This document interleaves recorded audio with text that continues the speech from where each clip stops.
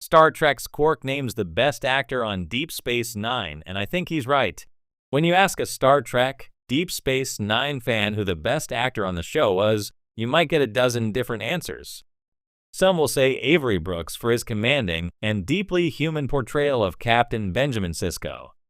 Others might point to Rene Auberjonois' layered and mournful performance as the shape-shifting security chief Odo. You could make a strong case for Nana Visitor's emotionally powerful turn as Kira Nerys or Alexander Siddig's evolving, maturing portrayal of Dr. Julian Bashir. But what if you asked someone who actually lived on Deep Space Nine? Someone who was in the trenches week in and week out, acting alongside this powerhouse cast? Well, one of them has spoken, and you picked a name you might not expect, and yet you probably should have. Armin Shimmerman, who played the iconic Ferengi bartender Quark across all 7 seasons of DS9, was asked who he thought was the best actor on the show. His answer? Andrew Robinson. And honestly, I think he's right. The enigma of Garak.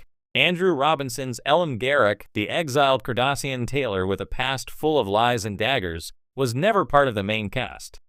He was a recurring guest star, appearing in 37 episodes over the course of the show. But every single time he was on screen, Robinson brought a level of nuance, danger, and emotional depth that elevated the entire series. Garak wasn't just a fan favorite, he was the embodiment of what made DS9 different from the other Star Trek series. Where the Next Generation had bright optimism and strict Starfleet protocols, DS9 had murky politics and even murkier morality. And Garak, with his charming smile hiding years of espionage and inner torment, was that moral complexity personified. He wasn't a villain, and he wasn't a hero. He was a survivor, an outsider, and a mystery, and Robinson played him with such subtlety and sophistication that you never quite knew what he was thinking, but you always wanted to. It's not just that Robinson gave good performances. It's that he created a character who could have easily been a one-note spy cliché and instead made him unforgettable. Armin Shimmerman's praise carries weight. When Shimmerman praises a fellow actor, it's worth paying attention. This is, after all, the man who took a character that could have been comic relief, a scheming, money-loving Ferengi, and turned him into one of the most layered, tragic, and fascinating characters on the show. Quark is funny, yes. But he's also lonely, desperate for approval, and forced to walk a cultural tightrope between his people's values and those of the Federation. Shimmerman's performance as Quark was filled with pathos beneath the prosthetics, and he constantly acted against some of the most intense emotional performances on TV at the time. So if he says Andrew Robinson is the best actor among that crew, that's not a casual compliment. That's a peer-recognizing brilliance. Shimmerman praised Robinson not just for his craft, but for his ability to steal scenes with the smallest gestures, the faintest smile, or a well-timed glance.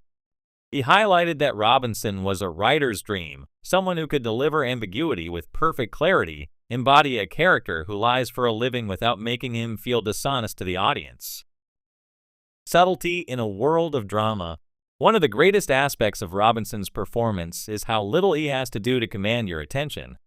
In a show filled with passionate monologues and grand emotional reveals, Garak often says the most with the least. His quiet menace, his dry wit, his sardonic tone when he needles Bashir or confronts Odo. It's all perfectly measured, like a tailor fitting a suit, precise, exact, and deliberate. Take the iconic episode The Wire, where Bashir tries to uncover the truth about Garak's past. Robinson delivers a dizzying array of conflicting stories about who he really is. Each time you think this must be the real Garak until he shifts again. By the end of the episode, you're left with no clear answers, but you feel like you've understood him anyway. That kind of acting, where mystery is a tool, not a crutch, is rare. And it demands total control. It's not easy to make ambiguity feel authentic. Robinson didn't just play a man with secrets, he played a man defined by his secrets, and who, even when bearing his soul, was always performing. Scene stealing without overshadowing. Many actors who deliver breakout performances in ensemble shows risk disrupting the balance. They stand out, but sometimes to the detriment of the story. Not so with Andrew Robinson. Despite his magnetic presence, Robinson never overshadowed his castmates. He enhanced them. His scenes with Bashir elevated Siddiq's character from a naive young doctor to a more seasoned man, deeply aware of the gray areas of the universe. His tense conversations with Sisko, Odo, and Tane added layers to the overarching political narratives. And perhaps most impressively, his interactions with Kira, Dukat, and other Cardassians provided chilling glimpses into the psychological complexities of the Cardassian people: pride, guilt, shame, cruelty. Robinson's strength wasn't just in his ability to act. It was in his ability to listen, to react, to absorb, to exist in character every second he was on screen. There's never a moment where Garak feels like an actor waiting for his turn to speak. He's always thinking, always calculating, and Robinson makes sure you see that in every frame. Why Robinson's acting still resonates. 25 years after DS9 ended, Garak remains one of the most talked about characters in the Star Trek universe. He's had novels written about him. He still appears in fan polls and ranking lists. And it's largely because of Robinson's performance. It's a performance that never took shortcuts. Garak didn't have the benefit of a tragic backstory spelled out in flashbacks. He wasn't part of the main cast getting regular development. Instead, Robinson had to imply everything. He had to create depth without exposition, using body language, tone, and silence as tools. In doing so, he elevated Garak into something rare in genre television, a character who feels truly alive, with a past and future that exist beyond the screen.